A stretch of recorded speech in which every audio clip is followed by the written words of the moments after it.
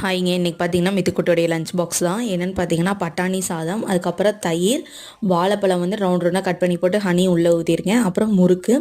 அதாவது ஒரு ஸ்நாக்ஸ் வந்து கொஞ்சம் அவனுக்கு பிடிச்ச மாதிரி, இன்னொன்று வந்து ஃப்ரூட்டு இல்லைனா கொஞ்சம் ஹெல்தி நட்ஸ் இந்த மாதிரி போகலான்னு சொல்லிட்டு தான் இந்த மாதிரி போட்டுட்ருக்கேன். உங்களுக்கு ஏதாவது ஹெல்த்தியான ரெசிபிஸ் தெரிஞ்சாலும் ஷேர் பண்ணுங்கள், ஹெல்ப்ஃபுல்லாக இருக்கும் அவனுக்கு வந்து நான் லஞ்ச் பேக் பண்ணி கொடுக்கறக்காக. பட்டாணி சாதமும் பார்த்திங்கன்னா ஒரு சிஸ்டர் யூடியூப்பில் போட்டிருந்தாங்க, அதை பார்த்து பிடிச்சி தான் நானும் செஞ்சுருந்தேன். டேஸ்ட் வைஸ் எல்லாமே சூப்பராக இருந்துச்சு. அதுக்கப்புறம் அவனை ரெடி பண்ணி விட்டுட்டு நாங்கள் எப்பயும் போல் வேனுக்காக வெயிட் பண்ணிகிட்டு இருந்தோம். இன்றைக்கும் கொஞ்சம் சாரி ஜாலியாக இருக்கிறாரு. கரெக்டாக வேன் கிட்டே போகும்போது பார்த்திங்கன்னா அழுக ஆரம்பிச்சிட்றான். இது பார்த்திங்கன்னா சாட்டர்டே சங்கடகர சதுர்த்தி விநாயகருக்காக பூ கோர்த்துருந்தோம், பூ மாலை.